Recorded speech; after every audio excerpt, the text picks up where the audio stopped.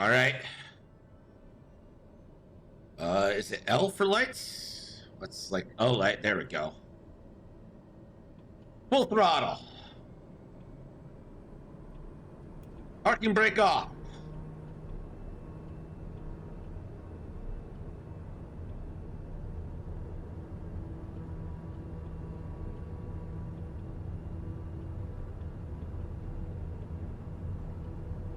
Getting that ground speed. Plane's kind of lifting on its own. We're up. Landing gear up.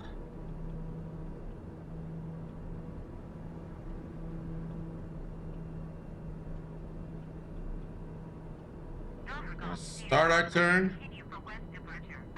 Flaps up.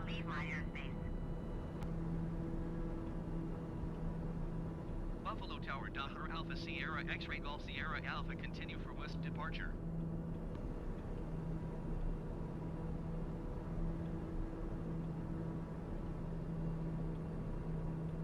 All right, we'll continue the climb.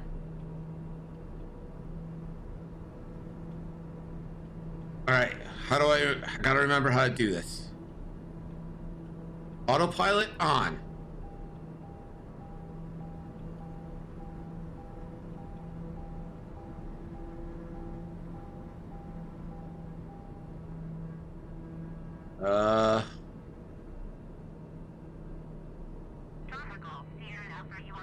Vertical speed on.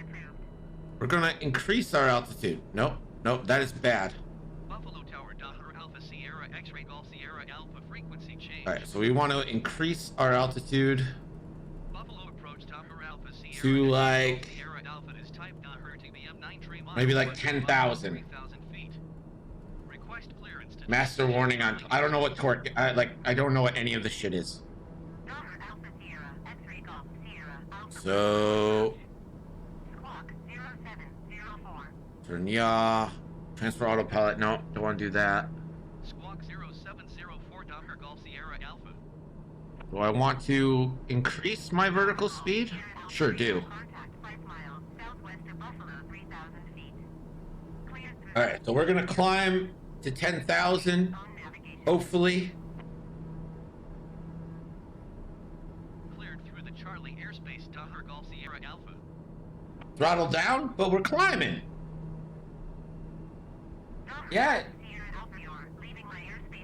If you want to join, Jonathan, feel free. Game room 2.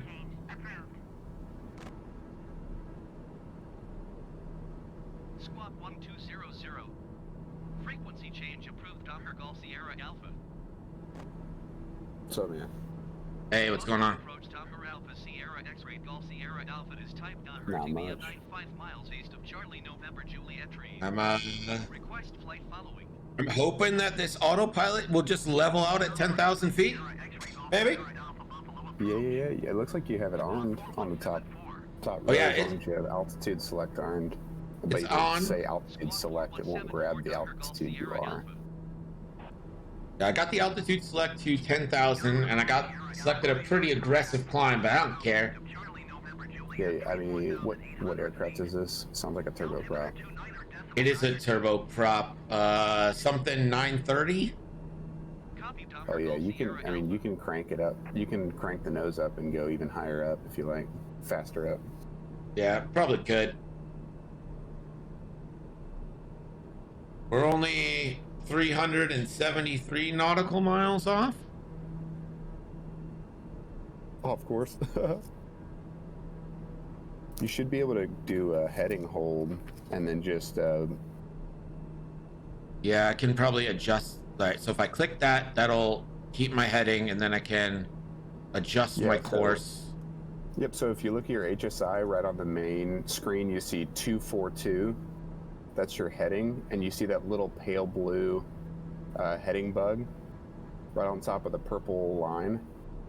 Wait, no, I don't see any of this. No, down on your main MFD, down on your main screen. Okay, this thing? Left one. There you go, that guy. See the 241? Yeah. That's your current heading. See the little pale blue pip? The 261? See the little pale blue on the right? Actually on your Oh, on like your the heading wheel, indicator. the That's your direction. heading. Yeah. Yeah, that pale blue thing is your heading bug. So whenever you say go to heading, Oh, that's how okay. you move the heading bug. And then once you select arm, the aircraft will fly to that little pale blue deal. Turn So go ahead. back. Wait. Yep. So Turn go ahead and approach arm it. mode. No, I don't want to. Nope. Heading select on. Yep. There you go. There we go. So the aircraft will turn. So if you want to, you have it at pitch select. So you have vertical speed at 190 knots, and you're rolling right to re-intercept your purple line.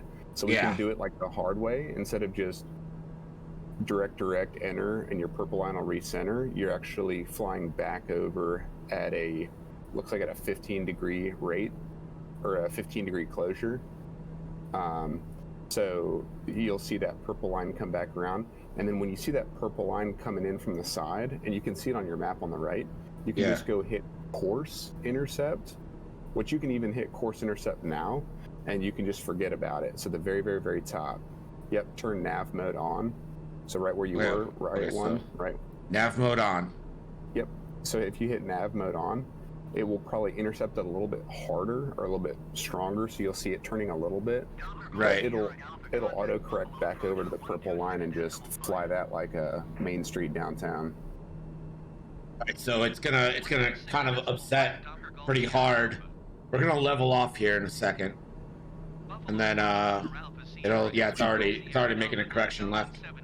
Yep. Yeah. So it'll grab it itself, and then just watch your power as you level off, but you'll accelerate out pretty nicely.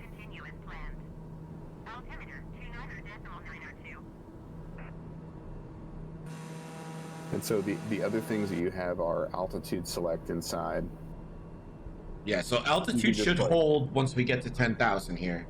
Which if you have it selected already, it'll just stop itself at 10. So you can see it slowing its climb rate and you're accelerating out.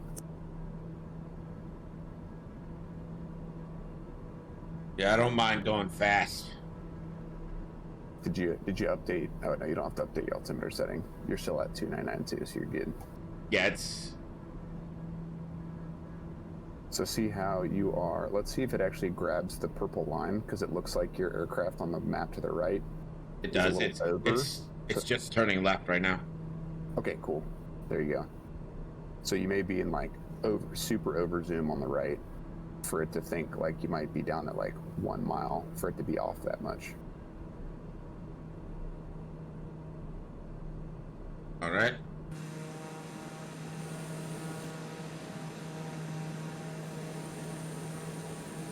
Yeah, it's set to Microsoft's crazy because you can just do like current weather, current like environment, right? Yeah. Maybe we should have done this during the day. Oh, I can adjust all this. Oh, AI, fuel, navlog, objectives, travel to, VFR map. There we go. Weather. So, oh, then there you go. Looks like you're over a nice foggy day. Yeah. So we got to be over Great Lake right now. We got to be over Lake Erie.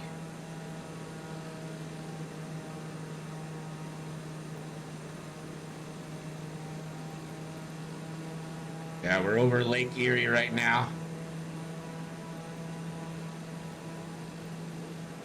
It's,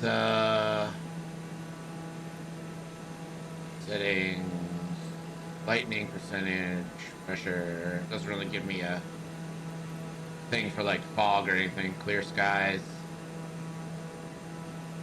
A few clouds. So you can push, since you don't care about gas, you can push your throttle up to like 98% if you aren't already there. Because TVMs can go fast as heck fire. About 250 knots, I think, cruise. Now, it's landing that's always the problem. Well, if you want me to look up the approach speeds for the aircraft? Oh, I don't care about these speeds. It's always finding the right place. Well, it's very, very related to your speed, so... I mean, like the right runway, you know? Oh, Because I can fair. find a runway because there's gonna be like 4 large dots that are like, this is a runway. I just never know if it's the actual runway I'm supposed to be landing on. So check it. A common strategy is you can load the airport, and then your course needle, so the big purple arrow that you got in the top left corner now on your, we call it HSI, but it's a horizontal situational indicator. If you select the airport like you have now, just go direct to it, and then if you rotate that arrow to the direction of the runway, it'll give you an extended center line. We call it an extended center line and an offset, right? So basically, if you look down at the controls, let's say whatever runway, let me look up Indy. But yeah, so if you go to the center, your actual HSI, your compass rose in the middle. Let's say the runway you want to land on is like a 380. Yeah. Oh, that's your torque. Your torque's peaking a little bit. I don't know how to make my torque not peak. It's just pull back on the power just a smidge, and you'll bring it down below whatever. Like the throttle, you mean? Yeah, throttle. Yeah, that's all you do en route is just monkey it to make sure you're not exceeding tolerances. We get a tour of Buffalo. We're flying Buffalo. Candid, we're going to you right now, baby. We're flying Buffalo to Indy right now.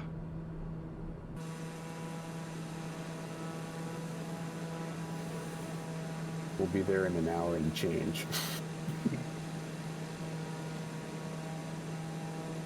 Hour and 20 minutes, actually. The shit part about this journey is like half of it is over Lake Erie. Like, oh, the Tri-City flight path? That's not bad. That'll be like the next icon for the next Tri-City tournament. Instead of the skylines, it'll just be the flight path direct between all 3 cities. Right. Should probably change the title of this stream. Can I do that from my phone, do you think? With the Twitch app, yeah, you can. I don't want to switch my... Listen, I'm going above 110. You know why? Because Indianapolis is far, and I want to get there.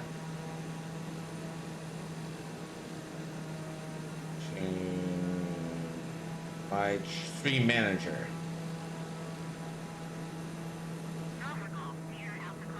Edit stream info. Buffalo to Indy to see Colfax and Sam. I mean, so you could crank it up to 20,000 feet to get a faster ground speed if you like. You want me to target? We're too close. Yeah, 10K is for private pilots. That's down there in unpressurized land. You've got a TBM, so you go up and do like a cruise climb. So do like only about 5 degrees nose high. So instead of altitude select, you can just do vertical speed select. Yeah, I could do that. You just notch the nose up to like 3 or 4 degrees high. All right, and then we'll turn on vertical speed, and we go up. Boom, you're all over it. Yeah, right there. Just do like a 4 degrees nose high when you see the altitude. It just says like 1-2 on there. I don't know what like 4 degrees is. So the ladder on the blue, yeah, on the ADI. So your yellow flight path markers.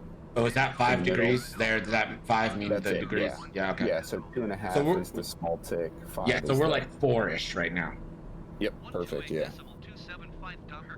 Cool. Candid, this is Nakoalani, aka the X-Wing Debrief. He is actually a pilot in real life, so he knows what he's doing. I would like to think he's in the military. I hope he does. It would be bad if he didn't. Fun. So is like 200 knots at 10,000 feet slower than 200 knots at 20,000 feet? Yeah, absolutely. So, less air resistance up high. So generally, the higher you go, the higher ground speed you will have. But right, but why is it 200 knots, not 200 knots? Like, why isn't like the same power you would take to have 200 knots at 10,000 feet? Why does that not translate to like 300 knots at 20,000 feet? So great question. It's actually the speed that you're registering in the air is air compressibility. So as you get higher, the air gets less dense, so that your speed starts getting a little off. And so let's see how I can explain it. So as you go higher, your indicated airspeed is going to go down, but your true airspeed is actually going to go really high, right? Not super high, but it'll be higher. So you have ground speed, which is basically true airspeed. It's your speed over the ground, which is it's compensating for wind. So if you have like a headwind, you'll have a slower ground speed. If you have a tailwind, you have a faster ground speed. But it's basically the higher you go, the less dense the air, so the easier it is for you to fly through it. But also that's why jets are a lot more efficient at high altitudes. Turboprops maybe get a little less efficient as you get higher, because obviously it's just a prop pulling the air, right?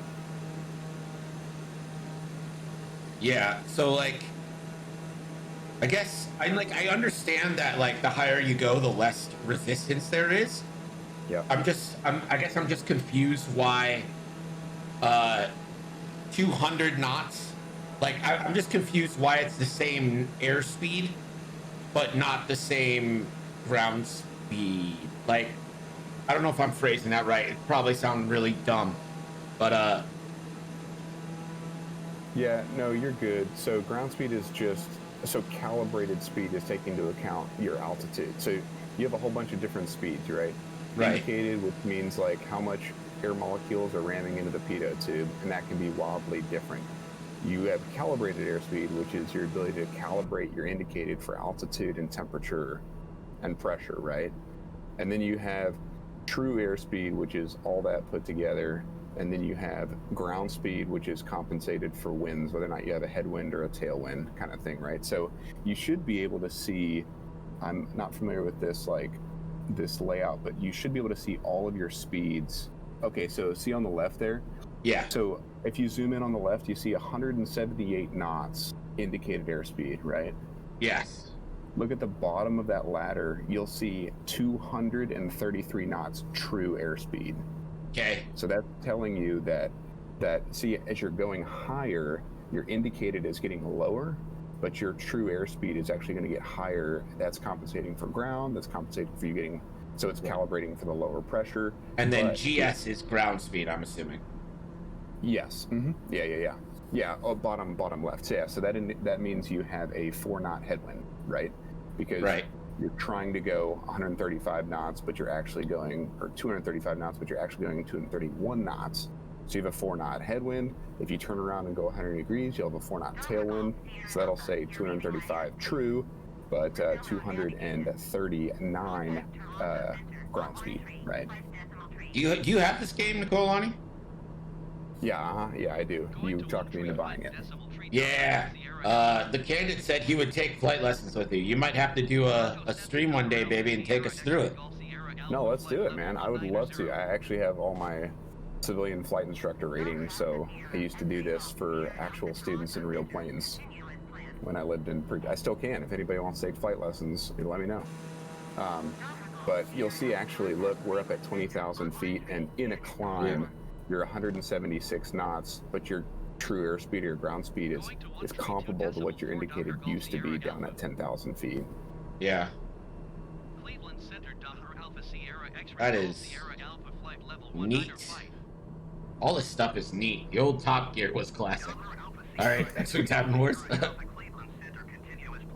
My torque continues to be a problem, but it'll go down once we stop the climb, right? Or you got to keep pulling it back as you get higher, because naturally your engine will get hotter, it'll have to work higher, have less oxygen, kind of stuff. So you might have to work it back in the climb as well.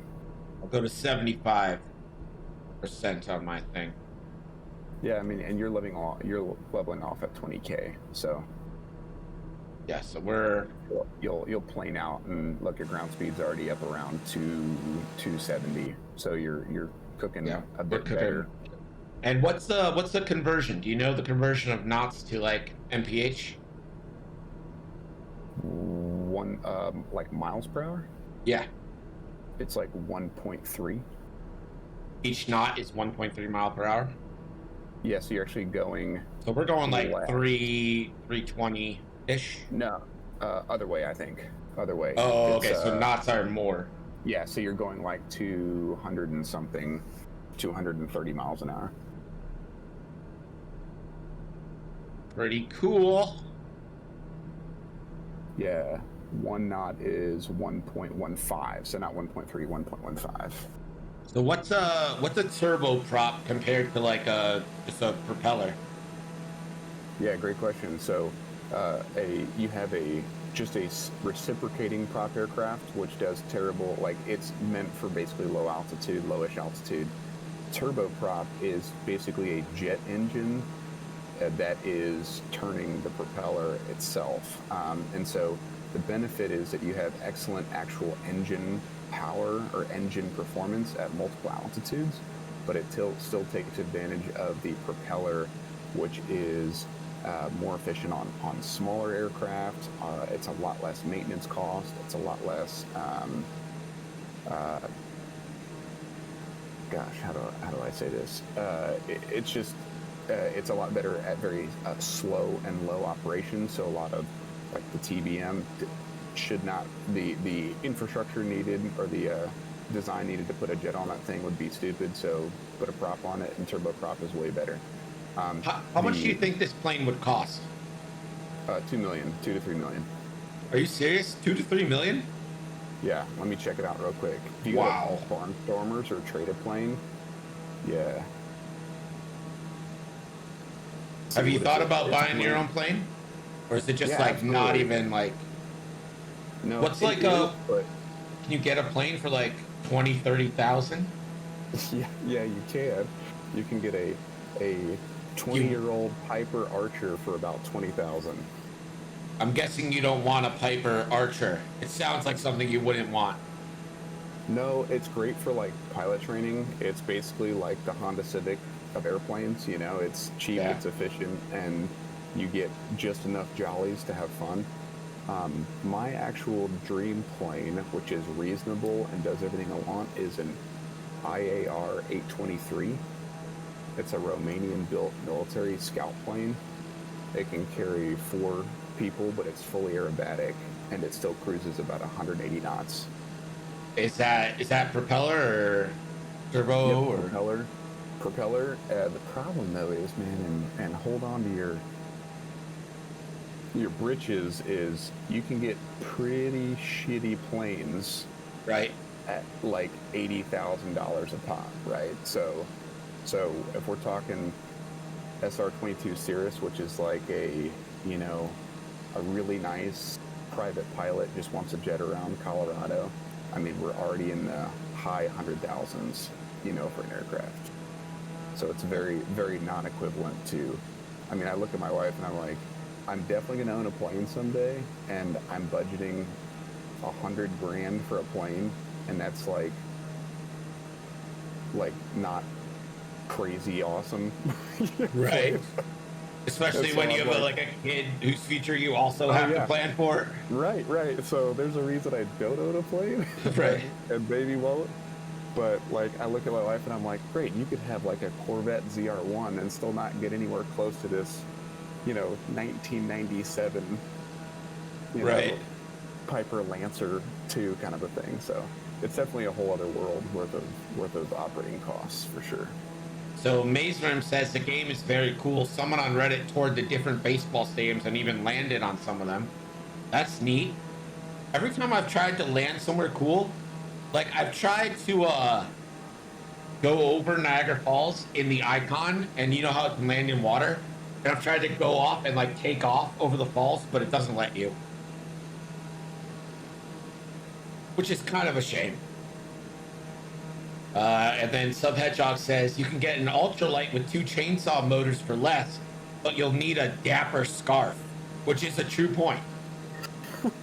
You would need a dapper scarf for that.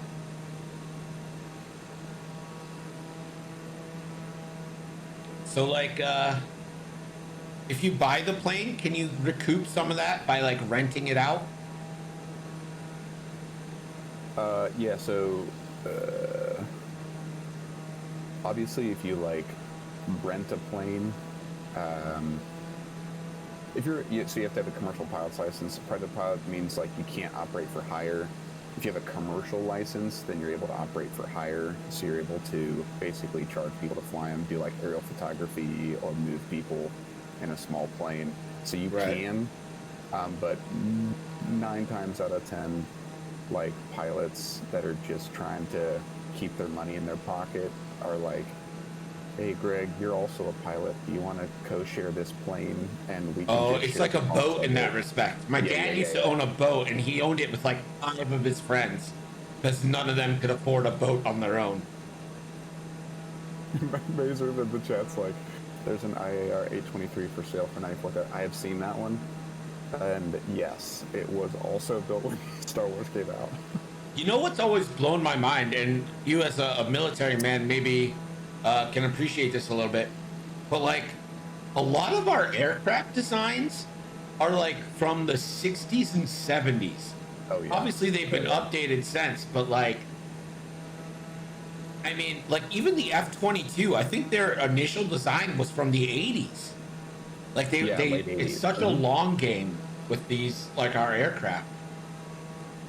Yeah, it's a crazy long game, and especially aircraft like the F-117 stealth fighter was like definitely a let's cram this thing through the pipe, but it's very short-lived. So often a lot of the development time also goes into the longevity of it. So like the F-15, F-16, the B-52, by God, like that thing's going to keep on flying till the end of time.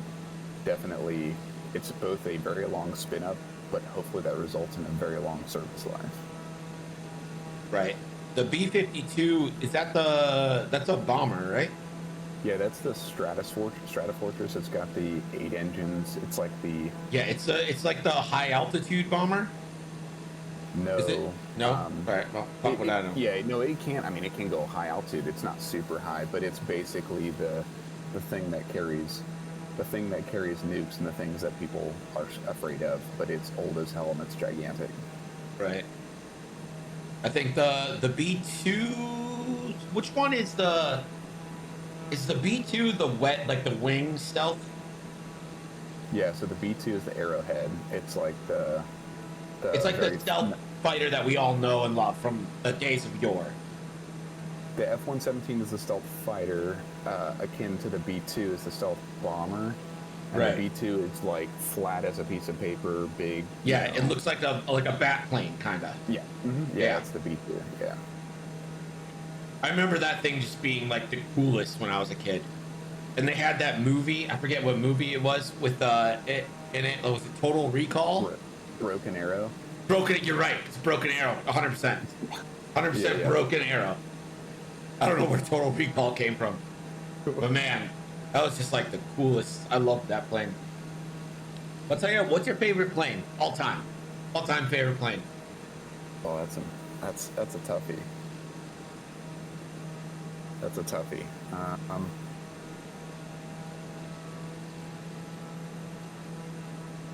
Sound off in chat too. What's your favorite plane all time? Real plane. I'd probably have to go with the A-10 Warthog. A-10 Warthog, great plane. Great plane. I love that fucking plane. It's so cool looking. Yeah, and it's got that cannon is like most of the plane, right? That's it. Yeah, the front third of the plane is built around that cannon. Candid said his favorite plane is any plane that lands with him still alive in it. Candid's like, I don't like flying. Sub Hedgehog says, I always like the Spitfire. I like the Spitfire too, but I mean, at my heart, I'm a P-51D boy. Boom. There you go. There you go. That plane is sexy. Also, I'm a big fan of the P-38J. The two hull Lightning. Yeah. The pursuit aircraft out of the Pacific. Yeah. That thing, I think people don't like understand how well armed that thing was. It had like so many cannons, and it was one of our first planes that came with rockets. Boom. Old rocket pod. They weren't even, they were not guided. Obviously, we didn't have guided shit then. But just like dumbfire rocketing. That's crazy. It. SR-71 is solid. My favorite like aviation story it involves the SR-71. I'm sure you've heard this. I think I might have even talked to you about this before. The ATC speed checks. Yeah. Oh my God. Yeah. The SR-71. Oh, if you guys haven't heard this story, like here's a brief summary, but you should really look it up on YouTube. So like the dude's flying over, I want to say like Los Angeles, right? He's in an SR-71. And I guess it's like a whose penis is bigger game sometimes that you play with ground control, but they have to treat it professionally. So they ask for like speed checks. And it's like all these commercial planes that are like doing a speed check, and people are trying to one up each other and stuff. All these like, airliners, like 737s and whatnot. And then was it an F-15? F-18, yeah. It was an F-18 who's like, oh, you want to play the penis game? I've got a big dick. And called and asked for an air check. And it was like so ridiculously above everyone else that like everyone was like, oh, all right, well, the game's over. They win. And then the SR-71 guy, I think he said it was his first mission with his co-pilot. And they were like trying to like figure each other out and see if they would get along and stuff. And his co-pilot just asked for a speed check, and like there's just a pause, and the dude was like, I don't know, like Mach 1.2, and he just replied with like, I'm reading closer to 1.3. Yeah. Oh, it's so good. ATC will like check your speed to check their readout to make sure they're getting like a good readout. So yeah, absolutely. That's so funny. Have you ever had to land at commercial airports in your like military plane? Yeah, absolutely. I've seen stories about that. How it's always like a little bit of a pain in the ass because you gotta like deal with like traffic. Yeah, so interestingly enough, like military, if they ever go on exercises, there are regulations that say like, hey, we definitely want you to operate at a civilian or at a military airfield for like support and all that. Right. But I mean, I've been actually to a metric ton of civilian airfields to get to like different areas to do like TDYs and exercises and stuff. So it is, I mean, even in pilot training, you go outstation to like civilian airfields and work with civilian controllers. I've got a funny story if you got one, if you got a second. Bro, we got like 250 nautical miles worth of seconds. All right, well, buckle up. It's a quick, funny story. So I was on a 2-ship flight out in Oklahoma. Yeah, man, nighttime flights out of Seymour Johnson. Cool. I was on a 2-ship out into Oklahoma, and there's a little civilian airfield in Amarillo that we were going out to.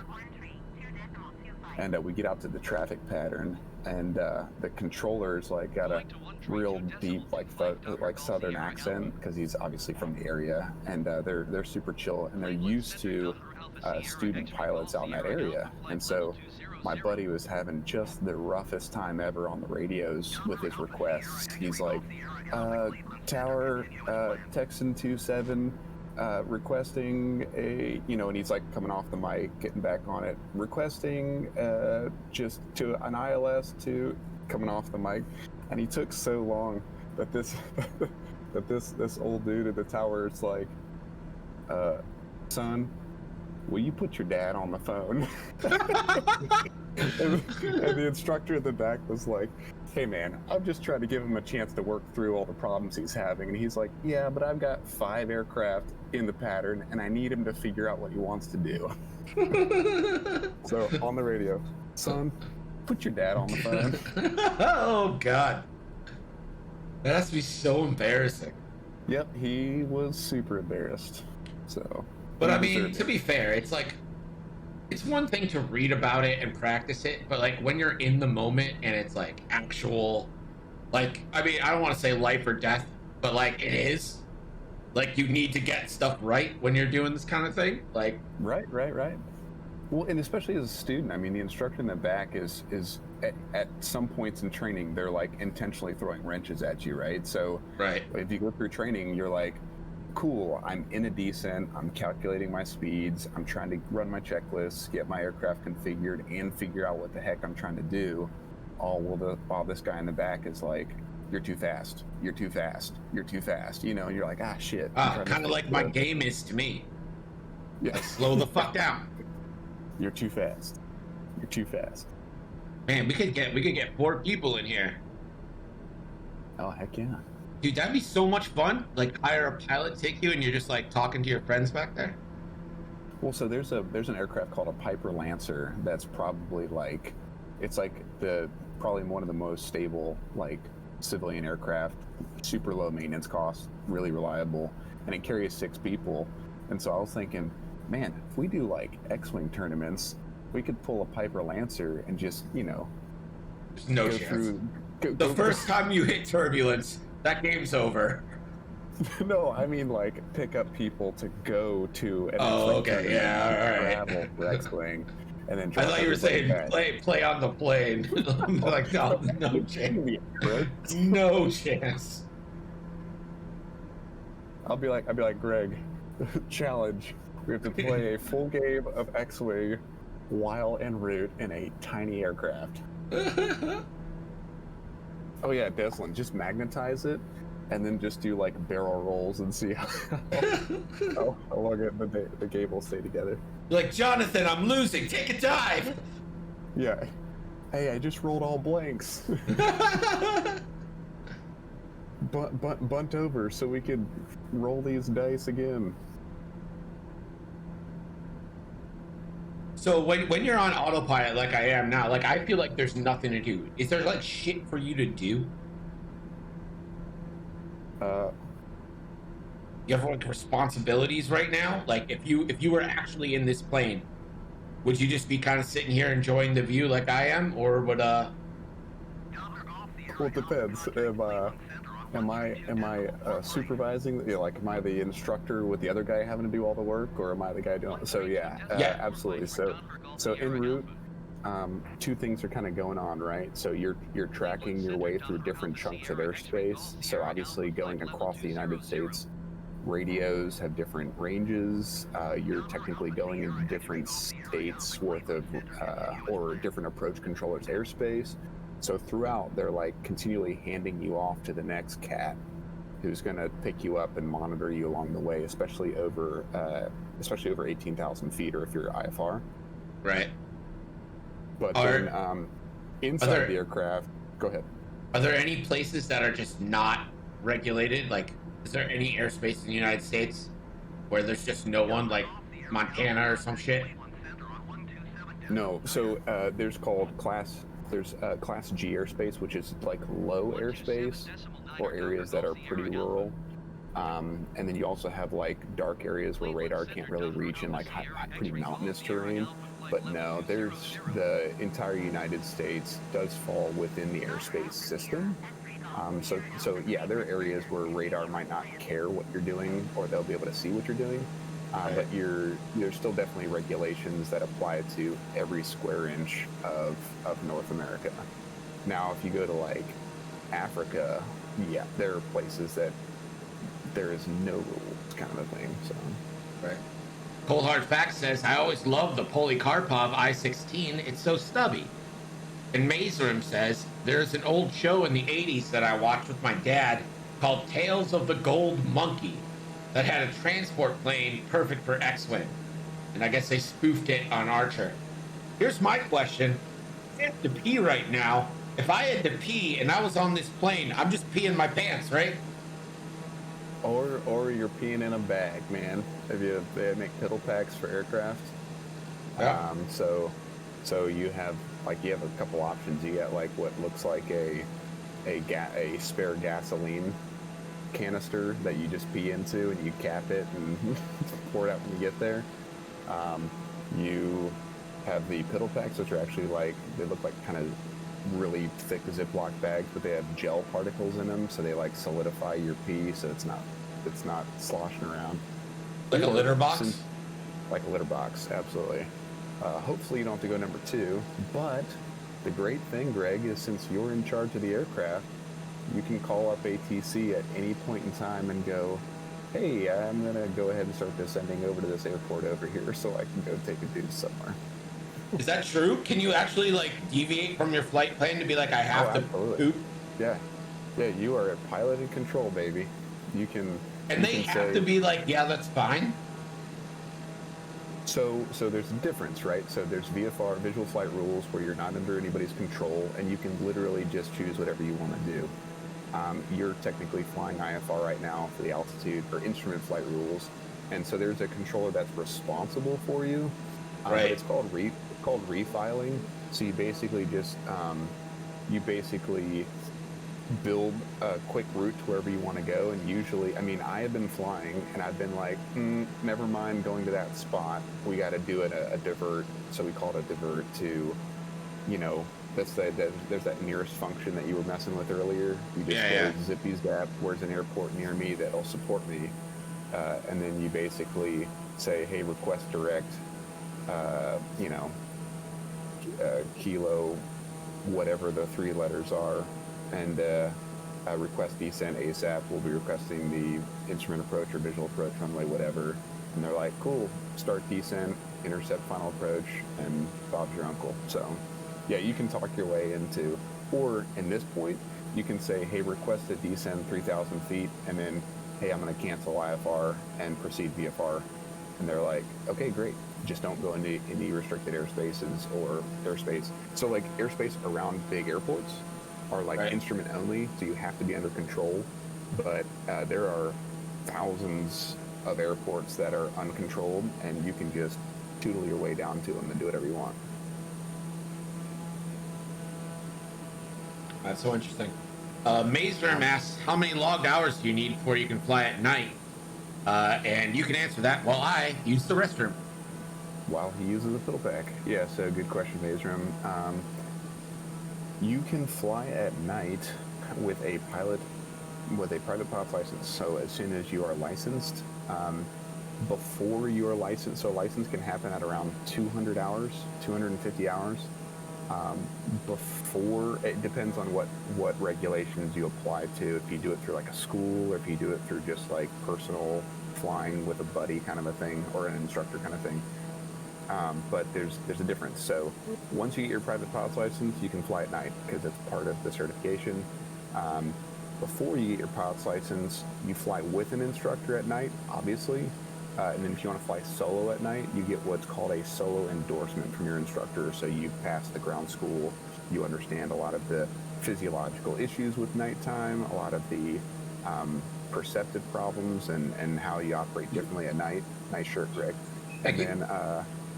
And then at that point, you're night endorsed because you technically have to log a certain amount of night hours for your private pilot's license.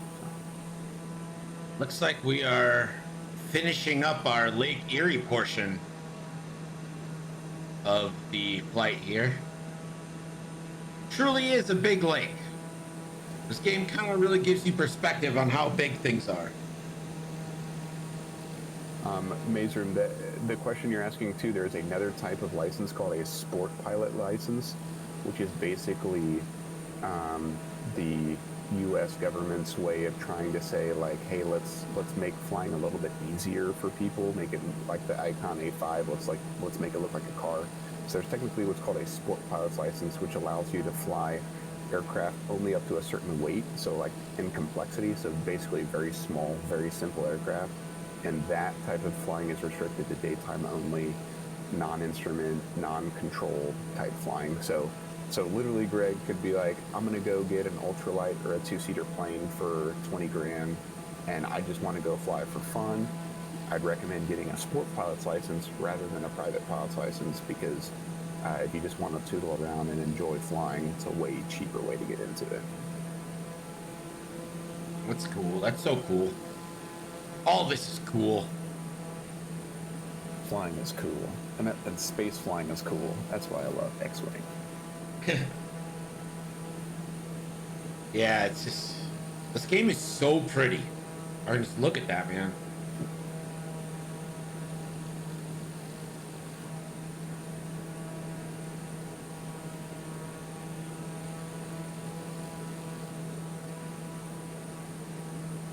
So the moped versus motorcycle route. Lowell Lake Erie, you should fly by Cedar Point. Are you taking shots at Lake Erie? Like, I didn't say it was the biggest lake. I just said it's a very big lake. And it is.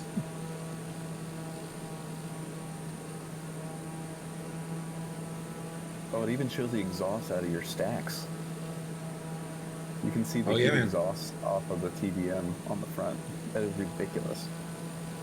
I remember like Microsoft Flight Sim like 1998. It was like, here's a plastic model. Yeah, if you look closely, you can see that the exhaust also creates heat like heat ripples, like the heat distortion. I'm seeing that. Yeah. It's so detailed, and I believe that's me and you there. That's it. Hey, the first picture of Greg and Jonathan together. Oh yeah. That should be a redeem right there.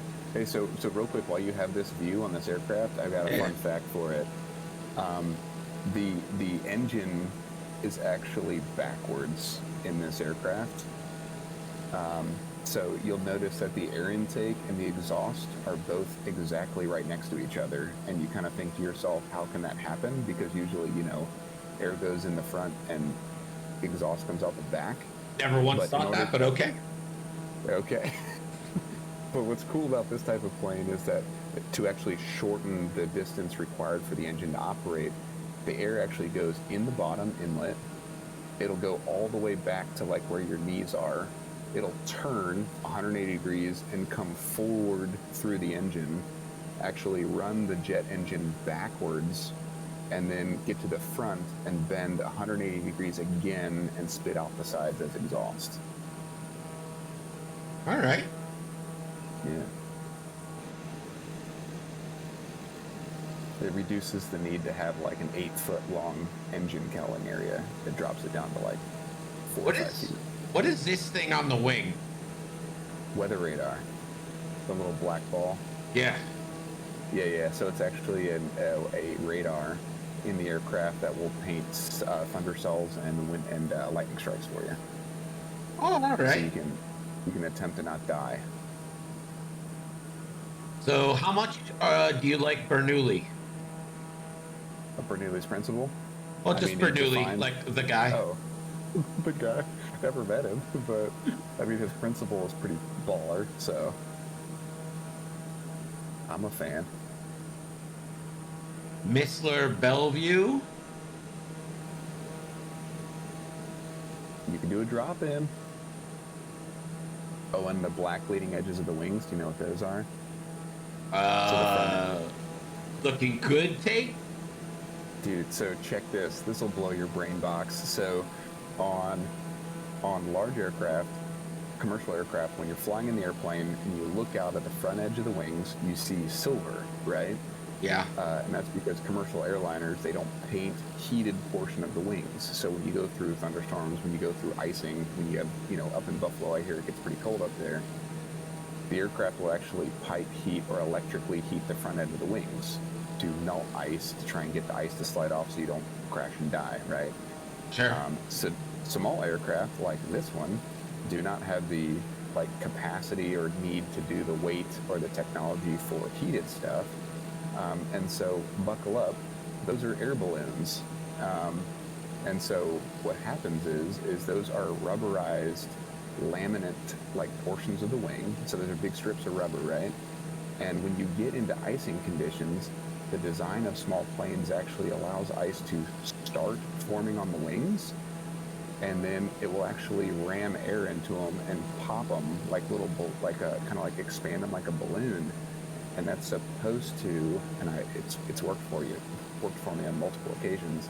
It actually breaks ice off of your wings to hopefully have them throw off and let you keep flying without problems. So this plane doesn't have any like de-icing thing? No, that is de-icing. So metal and the heat is called anti-ice. Like, I'm going to stop it from even happening. And then black, like certain systems are considered de-ice, which means the ice is actually technically allowed to start forming on the wing, which is bad juju, but the system is designed to strategically try and break it off.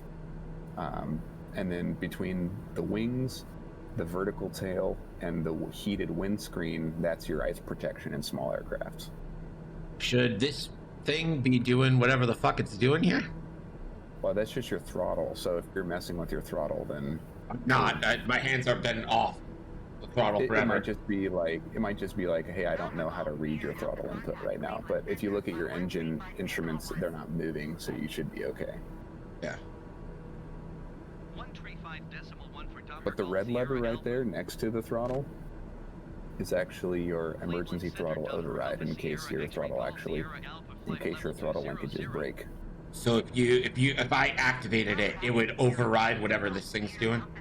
Correct. So the nice leather sweet handle that you have there actually has systems designed to not smoke your engine, overtemp it, or like overpower it. But let's imagine you put your foot on the accelerator in your car, and for some reason that rod to your throttle breaks in your car. You're fine. You just stop your car and you get out. But in the aircraft, if there's any sort of malfunction with the throttle, the red lever on the left is basically like, move this to spit pure gas into the engine, and if you don't do it correctly, you could smoke the crap out of it, but at a minimum, you'll have a working engine. Yeah, I like this fire extinguisher. Like, you're gonna have time to get to that. Totally required. Fucking fire on the plane. Like, that's good. Required by law. Let's see, pressurization. What does dump and bleed mean here?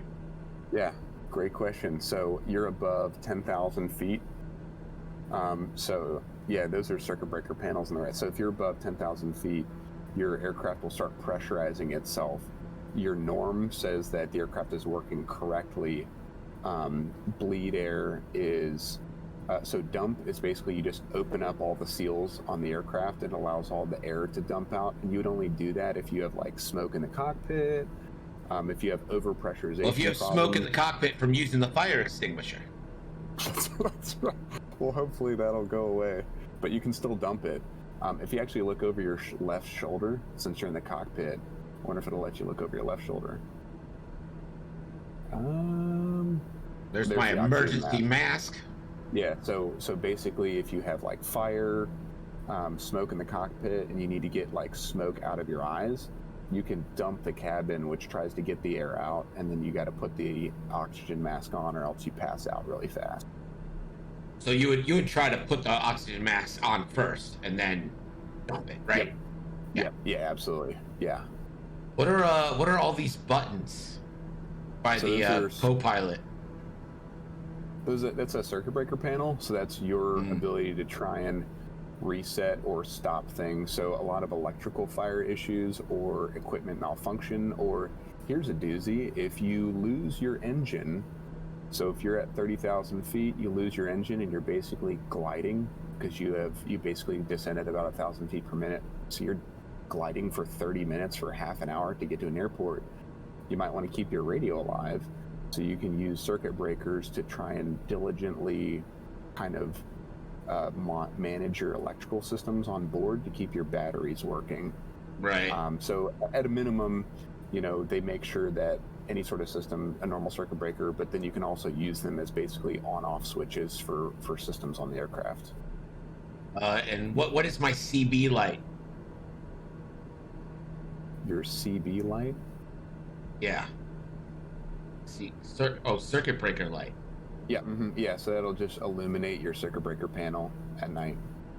Well, I don't see any reason to leave that off. I'm not trying to keep power. I was gonna say, if this game's really good, you can technically monitor your voltage and your amps, and you can literally turn lights on and off and see your draw. It's all aircraft are designed to be pretty transparent like that. Now, if I wanted to say I was sick of flying, and I wanted to give the sticks over to my homie over here on the right, Yeah. what do I hit? So both controls are always active. So there's really? We call it, yeah, absolutely. So we call it CRM, crew resource management, when you fly. And there's actually it's actually a problem, especially in cockpits that are front to back, where you don't know who's flying at times. If you think the other dude's flying and he thinks you're flying, so it's between pods is extremely diligent for you to actually use the phrase, "You have the aircraft" or "I have the aircraft," and we call it a shake to take or push to pass. And what that basically means is, if I have positive control of the aircraft, or I'm in control of the aircraft, and I want you to take control because I got a whiz, or I want you to just do stuff, be basically pilot in command. I'll basically say, hey, co-pilot, you have the aircraft. At which point he has to, or she, pardon me, has to say, I have the aircraft. And then actually, in the Air Force, they actually want you to manually shake the controls to let the person know that you're in control of the aircraft now. So it's a verbal and a physical transfer. In Sully, which all my plane experience is based on movies. In Sully, he there's that scene, right, where he's like, my plane. Yep. And is that what you're talking about? He's like saying, like, this is me. I am now flying. You do not fly.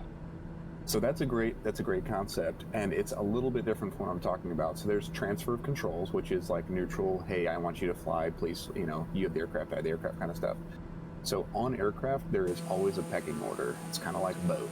There's always a captain. So on the orders for an aircraft, there is a pilot in command. So in the military, let's say I'm the instructor, the evaluator, the senior pilot. I'm put on the orders as the pilot in command. And so ultimately, it is my problem if the flight does not go well or if something goes wrong, right? In the civilian world, they call it pilot in command as well. They don't have orders, like flight orders in the civilian world, but it's basically whatever name goes on the flight plan or whatever name is registered or whatever. Basically, in the pre-brief, you say, like, whose primary responsibility is the flight today. So let's say you and I are flying and you are in control of the aircraft, right? Or if you're the senior pilot on board, or you're technically the pilot in command responsible for the flight, that's the situation. And that's kind of what you see in Sully, where he's like the senior guy, like top of the pecking order on the plane. He is basically able to say, like, I have the aircraft at any point in time. But the only other reason when you can trump that is in safety of flight issues. So, for instance, you're a senior dude, but you're missing something, and you're about to fly us into bad airspace or hit another aircraft. A junior officer or a underling is allowed to basically say, I have the aircraft, and grab the aircraft out of the control of somebody else's hands for a safety of flight reason. Yeah. Do you think I need to give myself more fuel? Nah, I think you got it. At what point are you like nervous about fuel? So you actually have fuel states, what's called Joker fuel and bingo fuel in the military. That's what they call it.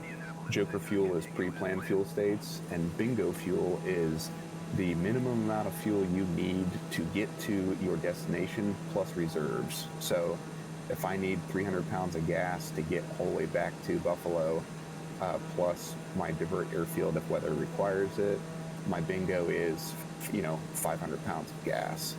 I don't know what you calculated as your bingo today, Greg, but I calculated the 50% it starts you off at. There you go. So, it starts you at 50%. That's what it gives you. It's like, that's what you're gonna get. Yeah, so we are actually required by regulation to only operate within the parameters to have certain amounts of fuel at planned land times at plus reserves if you need them to be able to do other stuff. So And I've been in some pretty hairy spots where I got really close to using all of that reserve fuel, which is why they planned for it. All right. 2 theoretical questions. If you run out of fuel, will your plane act as a glider? Yes. All right. Some are very bad gliders and some are very good gliders, but yes, all fixed-wing aircraft will act like a glider in some capacity. All right. So it's not impossible to land without fuel. You would just need to pick your spot. Yes, Mace or Massive, I'm going to land this bad boy. And we're certainly going to try, but I'm not going to guarantee it. Yeah, so every fixed-wing aircraft will glide to some extent, yes. All right. And 2, do you think you could talk someone who's never flown a plane before into landing the plane? Unpowered or powered? Powered. Like there was an Powered? emergency with the pilot, and they're it. They've never had a lesson. They were just a passenger, and now the pilot had an emergency, and it's their responsibility to lower the plane. Do you think you could talk someone into it in like a prop plane? Yeah, so, yeah. This actually happened. This happened over England.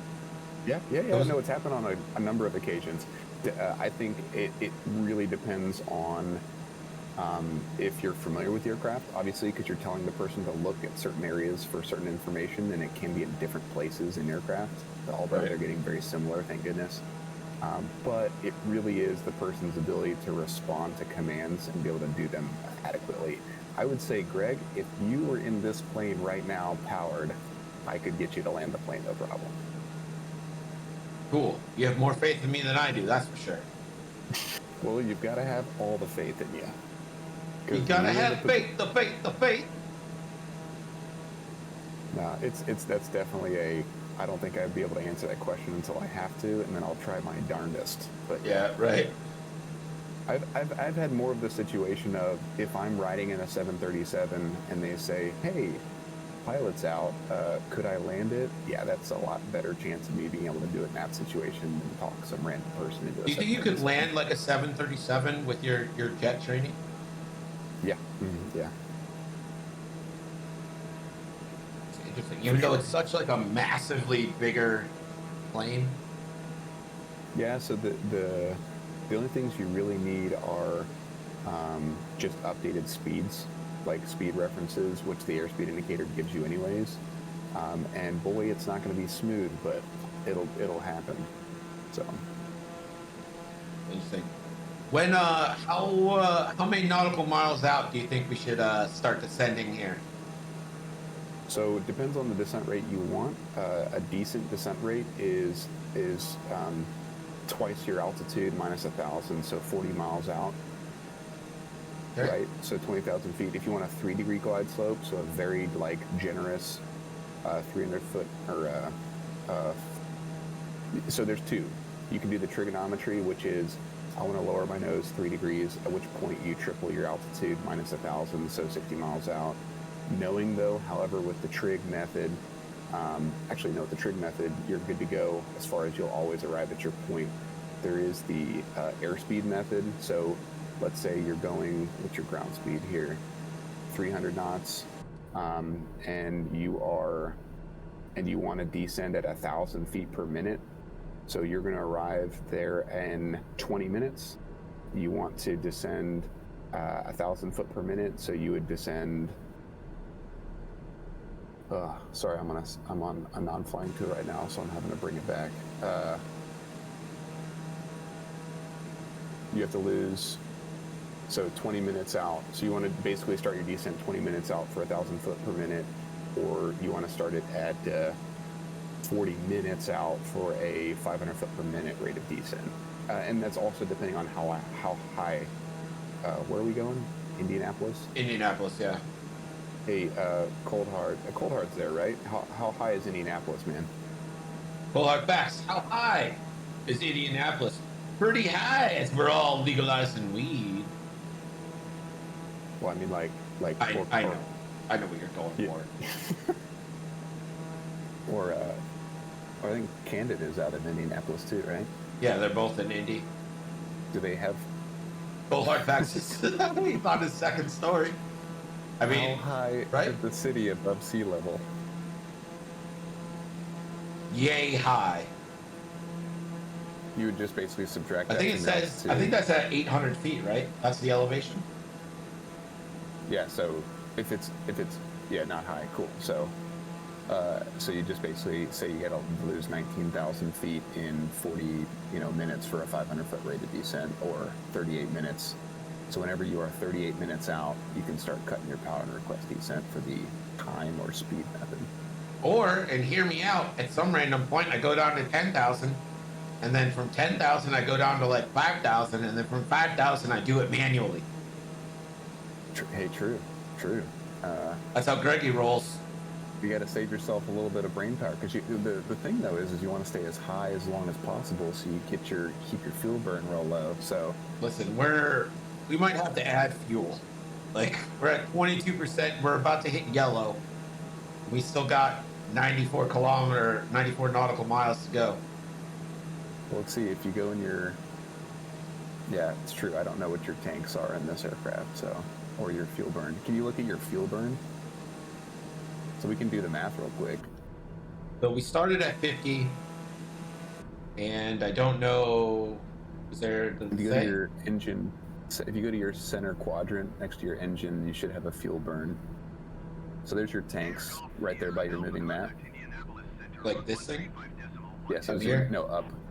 Just straight up. Okay. Nope. Up. It's right next to your aircraft. Yeah, right there. Yeah. Right there. Those are your tanks. Okay. So zoom in on that stack right there.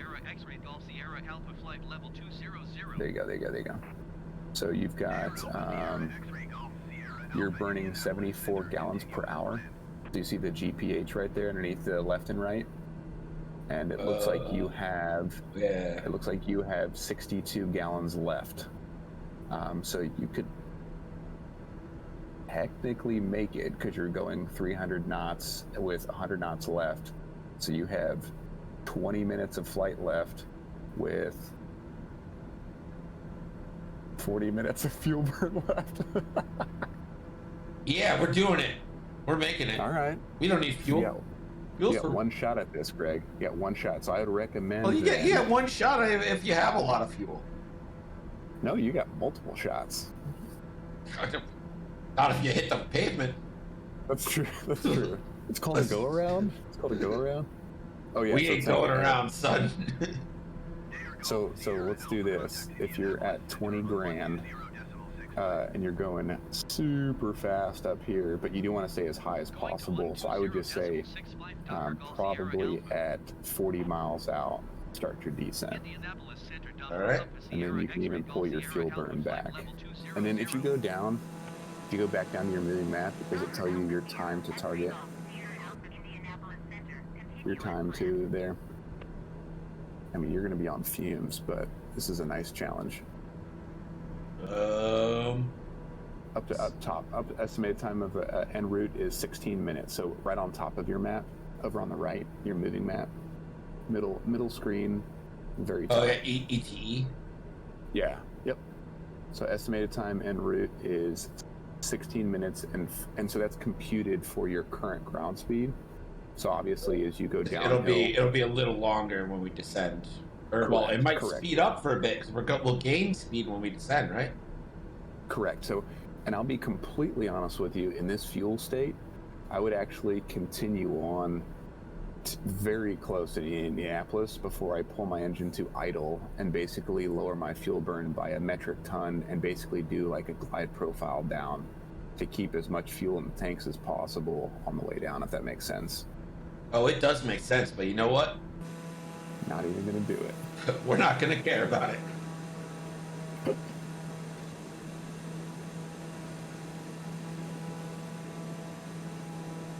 Mason is right. We're going to do it live. Yeah, sorry if I'm talking a whole bunch. I do like this stuff, so. No, man. It's interesting. It'd be much more interesting than if I had to bullshit all the way from Buffalo to Indy. Did you guys know that planes use the sky? So at this point en route, we're monitoring like our engines and stuff like that, because at any point in time, obviously your engine can act up or be weird. But especially at this point, you start sucking seat cushions on your fuel state. I'm basically constantly computing fuel burn and ground speed for the next 20 minutes of the flight to make sure that the numbers are still adding up. So you're just like doing the math over and over and over and over again? Yep, because as you start changing conditions, your speeds change, your distances change. And so especially when it gets stressful, like when you're cutting stuff really close, or you're basically computing stuff to like a couple dozen pounds worth of fuel, and you're cutting it really close, you're basically just running it, and you're basically massaging the aircraft parameters to make the math play out in your favor. You ever get vertigo? No. I mean, vertigo, like inner ear, like medical condition, no. But yeah, if you do like aerobatics, if you're not conditioned for it, you definitely get a little jacked up.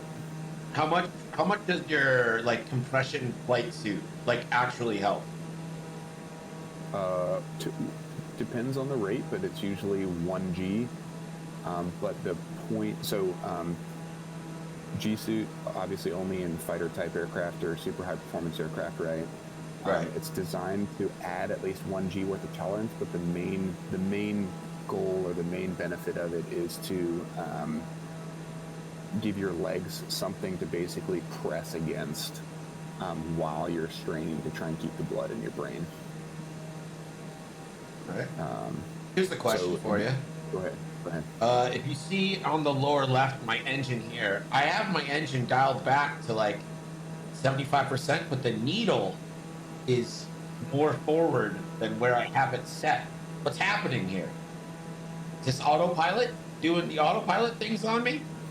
Nope. So you don't have auto throttle. So what you command is what it does. I'm not sure what this gauge. So there's a couple different measures, right? There's torque, and then there's anywhere from NP power, so actually prop output power, to power turbine or gas generation turbine, so the different stages. So okay, so there you go. So ITT, so the 4 gauges on the left, right? Your inlet turbine temperature is 650 degrees Celsius. So you're in the green there, shouldn't be moving. Your NG is your gas generation speed for a turbine. So it's obviously torqued for about like a 98% NG, right? Your prop, no matter what you do, wants to stay around 1900 to 2100, depending on the rating of the prop. And then the torque is the thing that you see jumping, and that's literally your power setting. So the other 3 react to your power. So if you pull it back, NG is going to go down, ITT temp's going to go down, but your prop should stay in that green arc. It's a very, very small arc because it actually torques itself to keep its RPMs up. And then you're basically looking at that top torque engine gauge to set your power. So when you say 75%, I mean, if you pull your throttle back right now, that torque should drop a little bit. If you push it up, that's what over torques. All right. So that's like your engine setting instrument. So we're approaching 40 nautical miles, so I'm gonna get my altitude set. I'm not gonna do it just yet, but I'm gonna get it set down to about 10,000. Cool. And what I want to challenge you to do, Greg, is I actually want you to kind of run the math in your descent on your ground speed with your descent rate for your time to target, if you want to try and run that. I don't even remember how to do that. All right, so let's see. I'm let's say 50. So I got 50 nautical miles, 300 kilometers, so 1/6 of an hour, so 10 minutes. Yep. You have 10 minutes to go? Yeah, I think that would be right. I mean, it's rough. Yeah, there it is. ETE 10:30. Yeah, so basically right now you'd need to command a 5-degree nose low. So I'd start at 4. So right now you could only do about a 4-degree nose low. 10 minutes out, and you've got 20,000 feet to lose. So you have to do 2,000 feet per minute at this rate. So let's get cracking, I guess. All right.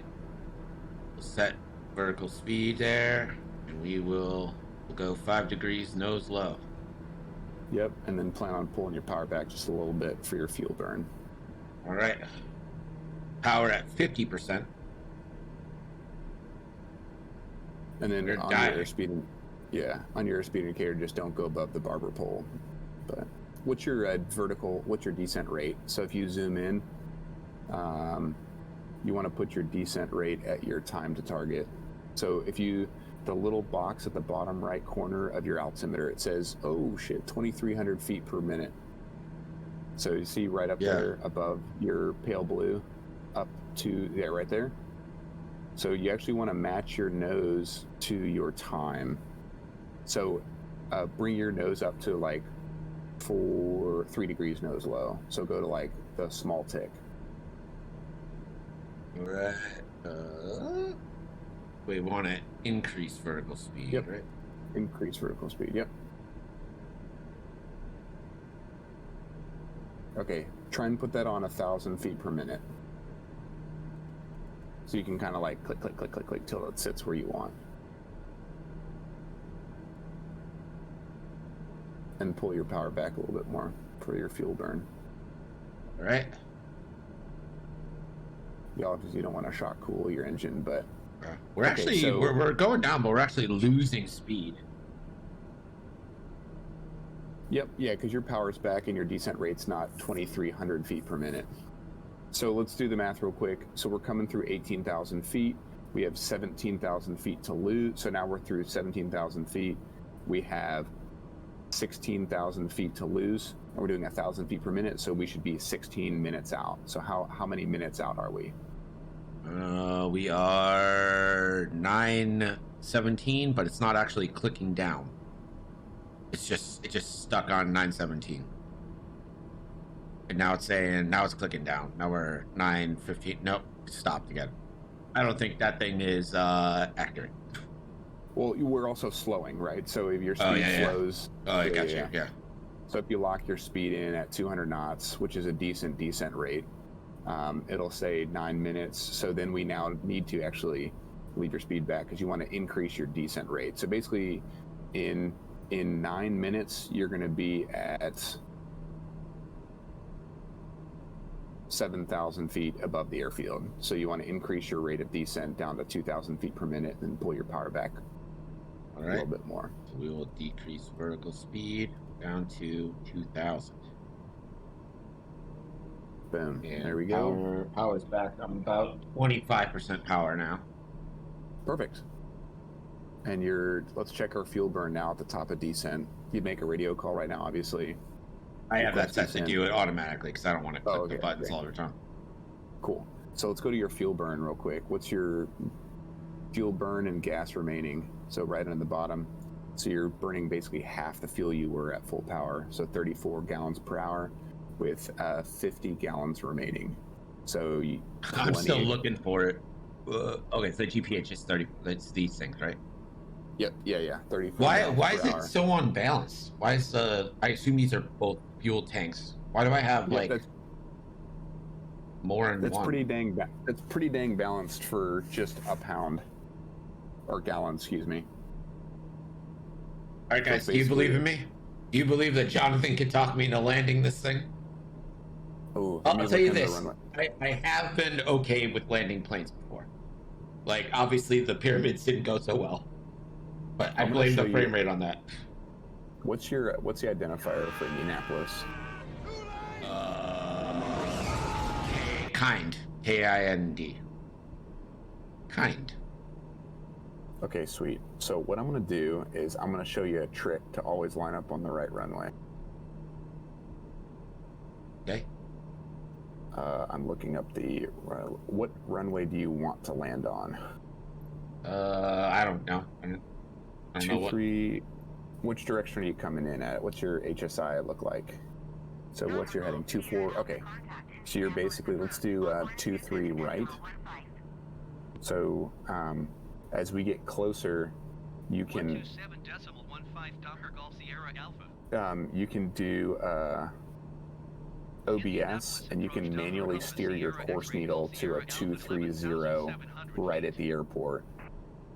And then that'll actually give you an extended center line that you can just fly down if you want. But you're pretty dang lined up on it right now anyway, so you probably don't want to mess with it. I literally just look for the lights, because there'll be those 4 lights, right, that guide you in. I basically just look for those, and that tells me how to line up. Do I want to probably lower my altitude, yeah? No, not necessarily.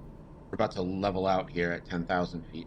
Oh yeah. Sorry, you want to keep continuing, but we can use this to do a check, right? So you are 30 miles out at 10,000 feet, so you can go, you know, what's your speed? We can do the same calculation. How many minutes to the airfield are you? 8 minutes. 8 minutes out. So then just do 1,000 foot per minute, right? Okay. So we'll do vertical speed. We'll raise that to about 1,000. So see, you have 8,000 feet to lose, and you're at about 8 minutes out. So you're basically trying to set up for a perfect glide path, 24 miles from the airfield. Having trouble hitting 1,000 here. There we go. I mean, you're fine. You're fine. You have your ATC window up as well. Yeah. I just want to see if it gives me a runway. But oh, that'd be cool if they tell you what runway, and then we can just quickly get over there. All right. So do I want to keep at 25% power to save fuel? No, you can bring it up. Try and get 170 knots. So probably set it to about 50% power. I don't know what the pitch and power settings for this aircraft are, so it's 150 is the speed you'll want as you get really close to the airport, but we're fine right now for 170, 180 knots. Dial it back a little bit so it stops climbing. There we go. Looks like we should equilibrium right around 36%. No. Yeah, perfect. There you go. Yeah, and so even when you fly an aircraft, you can almost teach yourself the pitch and power speed. So what percentage of power, what percentage of torque is required to maintain level flight at 9,000 feet at 150 knots? That'll probably end up being around 42% torque, kind of thing. And you just basically memorize those as your type of plane, and then you can apply them all the time. All right, so B. Bowers thinks I'm definitely crashing, and Mazerum says if you crash, we need the boom. I mean, you're not wrong.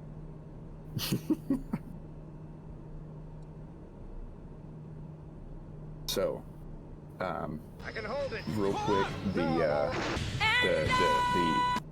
on your airspeed indicator, you see a big green solid line. Yeah. That speed at the bottom of that green line is your stall speed. Is your stall speed in the clean configuration. So basically gear up, flaps up, right? So if you get slow enough that green line creeps up on you and you don't have flaps or gear down, you'll stall, right? Wait. Green. You mean the green bar on the to the right? The green bar. Yeah, you don't see the bottom of it yet, right? But as you get slower, there's the bottom of the green bar. That's the indicator. It's white below it, or is it red? It's white. So the white range is the top of the white range is the fastest speed you can be and put your flaps down. So obviously right now, don't put your flaps down. Once you get into the white range, you can put your flaps and gear down.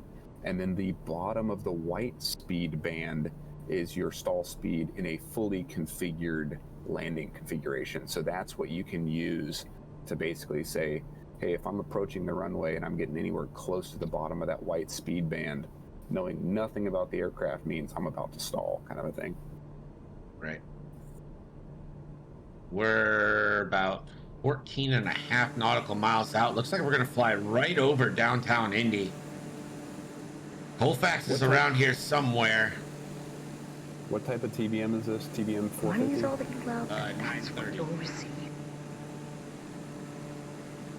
TBM 930. Okay, so 85 knots with 71% wing is, so 85 knots is your configured approach speed. So when you get on a 5-mile final, we'll drop you to 85 knots. All right, so let's do math real quick. 13 miles out, 4,000. What's your time to arrive? 4 minutes. To lose 4,000 feet, you're golden, right? Yep. Are you at 1,000 feet per minute right now? Yes. You want me to? I'm about to. Should I just take the thing all the way down? Yeah, I mean, you can take it to the ground or take it to 1,000 feet, so that regardless of if you forget about it, you will not hit the ground. I mean, you don't land on autopilot, right? You take it off, and you're no, but one of these days we can actually do an approach all the way to 200 feet above the ground with the autopilot still coupled. But no, in these types of aircraft, you are not allowed to land because the. All right, I see the lights. All right, I see the lights now. I got the approach. We're pretty good. There's a left runway and a right runway. I don't know if it's gonna show up on stream too much, just because I'm in 2K and the stream is in 1080. Oh, sure. Yeah, so I think you want the right runway, which is 23 right. And then because you know you're pointing at it, you see you're heading as a 244. You know you're coming in a little bit sharp on it. So basically, as you get visual, you'll just kick out to the left, or I'm sorry, to the right. Right, to align with turn it a in, little bit better. Yeah. Let's take a look at downtown Philly here. Or downtown Philly, downtown Indy. If you played in the tournament this last weekend, that is the skyline you're getting a piece of.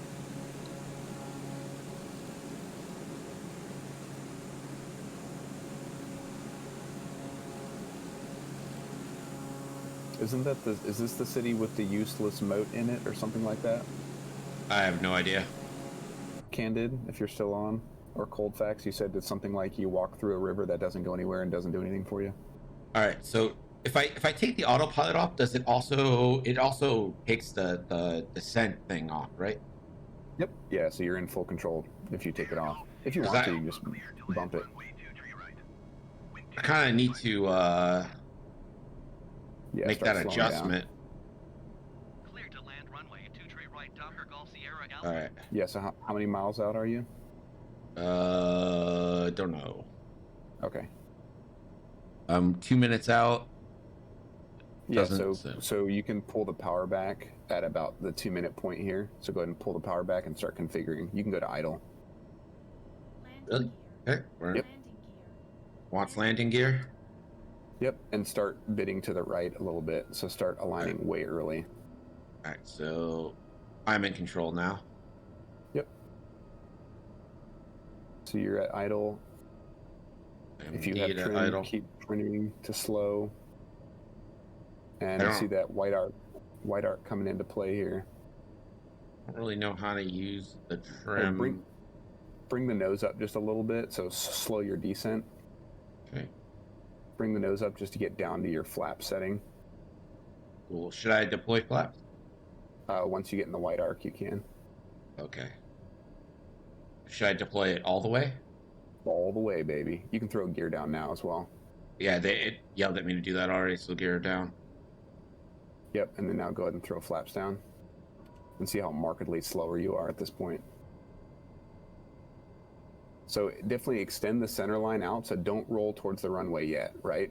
Because it's called crabbing towards the run, or it's called like biting towards the runway. So kind of commit towards that white roof thing for a little while until you feel you're nice and aligned, and then do the roll. So now bring your power back in. Sorry, bring it to like 10%, maybe 5 or 10%, just to try and arrest your speed. Because see how slow you are. Yeah. So get it back up to 85. I don't see your power coming up. Push your throttle forward. Push your throttle forward a lot more. Like all the way at 50. Now I'm at 100%. Super slow. Okay, it's It's going to get there in a second. There goes your speed. Okay, bring it back to middle. Bring it back to middle. Okay. See your airspeed indicator's at 77 knots, so you can let your nose down now. There you go. There you go. There you go. So Does just my kind of face work look your nose. super intense? There you go. Perfect. Now bring your nose a little lower and freeze the approach end. Bring your power back to about 20%. So see how your airspeed's right there, nice on 88 knots. Yeah. 88, 87 knots. So this right here is perfect, right? Your runway's frozen. It's not getting any higher. It's not getting any lower. You're at 85 knots, smack on. And your aim point are those two thick captain's bars, not the front end, but about 1,000 feet down, right? So it's your 85 knots. You're aligned with the runway. When do I just cut all power? When you cross the threshold. Okay. So once the pavement gets underneath your wings, you can go ahead and cut it. Keep driving it down. Don't flare early. There you go. So power should be out. Yeah, Keep the nose down. Keep the nose down. And then when you look at the end of the runway, and here comes the flare. Go ahead and pull back. Power should be completely. Let the nose down. Let the nose down. Don't float too much. There you go. Perfect. Perfect. All right, that, and then lead off a little speed, and I like tap the brakes because I feel like if you brake too hard, it like makes your plane. It'll pop them. Yeah. Yeah. Yep.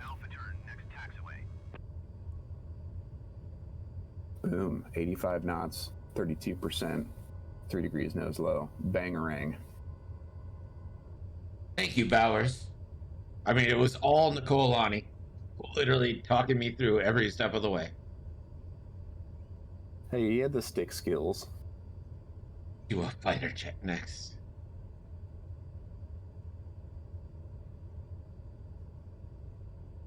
Oh, handsome Will in the chat.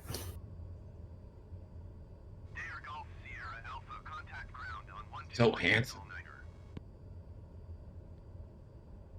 Does it ever bother anyone else that you will just never be as handsome as Will?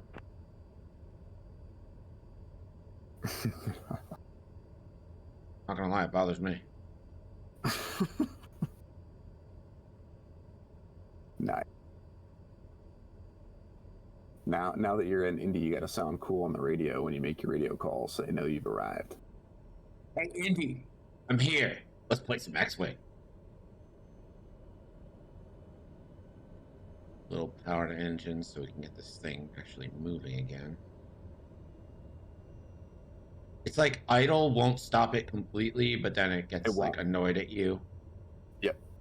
There's a little bit of lag in a turbine engine, so like a reciprocating engine, like a car is like throttle forward, go fast, throttle back, stop. With a turbine, it's like throttle forward, count to 2, and then it starts catching up just for the delay on the spin up.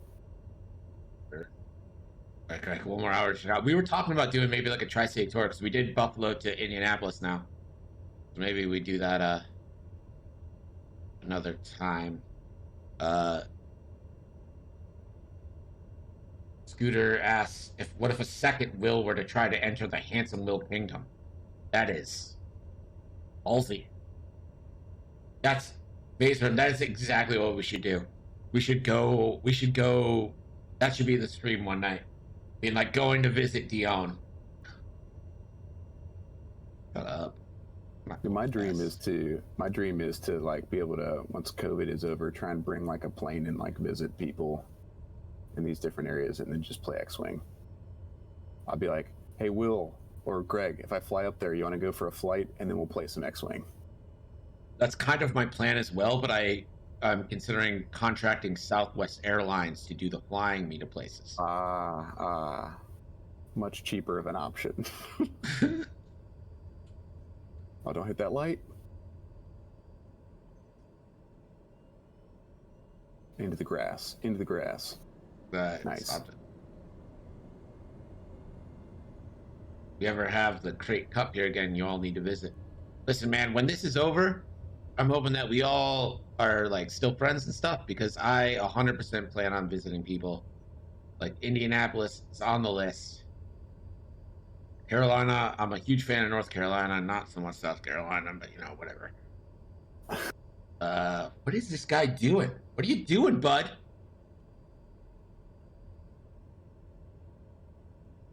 He's waiting to get your bags. He's your valet. Yes. It's just like, hey man, maybe give the plane some room.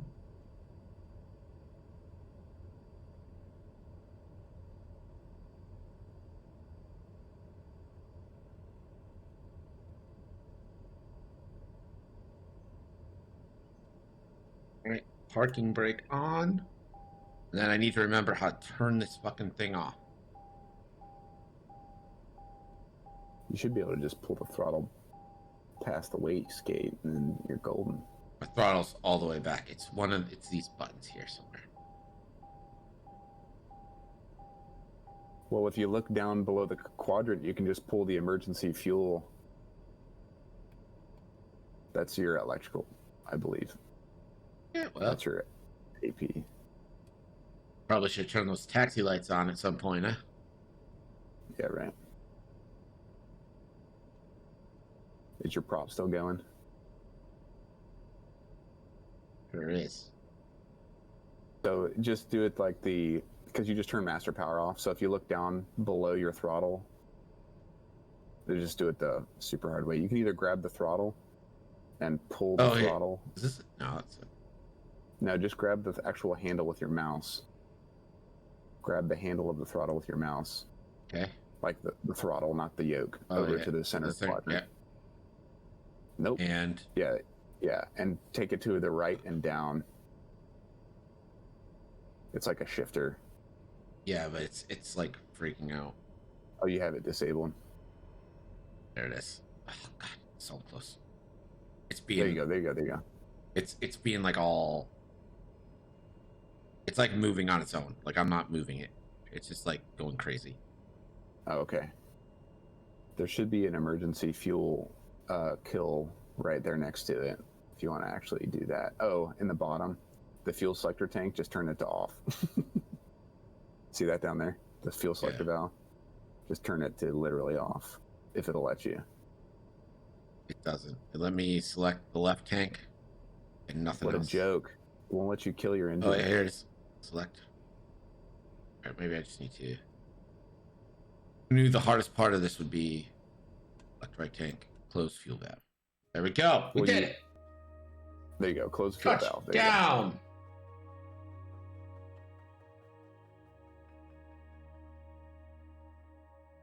Colfax is coming to pick you up. Colfax is calling you an Uber. Knuckles says there is no off. There's only left and right tank. So we killed power, killed the engines. So Buffalo to Indianapolis, 1.5 hours. Not bad. We did 8 of it at night, 1 hour and 21 minutes in the day, so you can see. Pretty cool. This game is like, I mean, I don't know if it's really a game, but it's fun, right? Like it's so beautiful. It's really cool.